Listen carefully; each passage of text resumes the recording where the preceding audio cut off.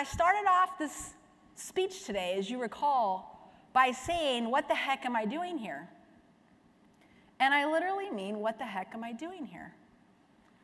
You see, I told you I retired from the military 6 months ago, and that's true. I did not retire because I wanted to, I did not retire when I wanted to, and I did not retire on my own terms. I was medically retired from the United States Air Force. This is a doozy. Back in 2012, I was the commander of an F-15E squadron. I got a rash and a bite on my right hip. I went to the doctor, they said it was a spider bite. This would start an interesting journey, which is now 6 years next month. Long story short, I would have a massive neurological decline from 2012 to 2016 that the doctors couldn't figure out. In fact, it would be 1,525 days from the time of my bite to my diagnosis. I will have seen over 24 doctors across 8 specialties, and I received 3 misdiagnoses.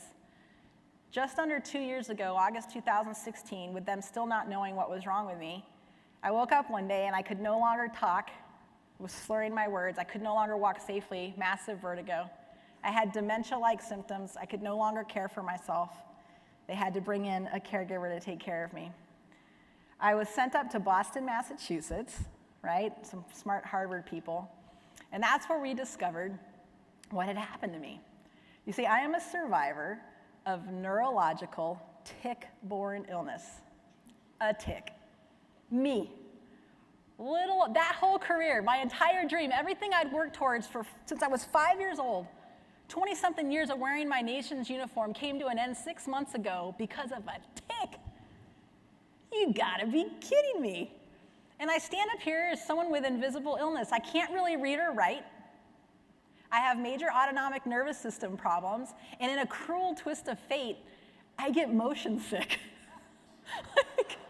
I'm thinking to myself, on the airliners, like I always know where the barf bags are now. I'm like, you've got to be kidding me.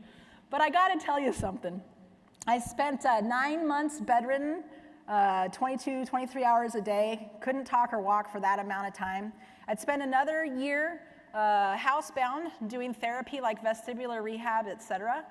And so the irony of me now becoming a professional speaker is not lost on me, but I joke that I have 9 months worth of words used up, or saved, that I need to like use on people, okay, because I couldn't talk for 9 months.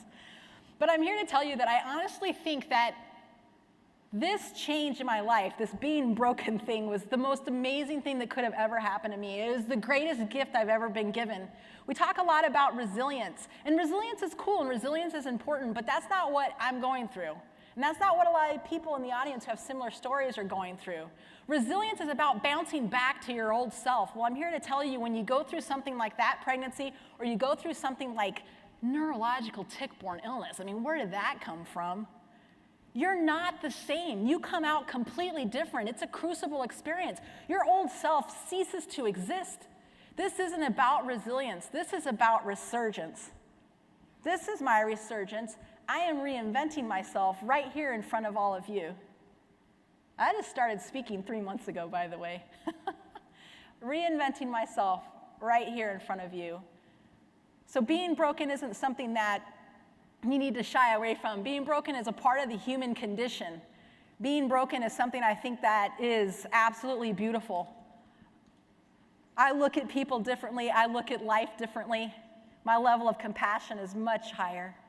When you find yourself in a position like this, don't waste energy on things you can't control. Yield to overcome, and think about the difference between resilience and resurgence.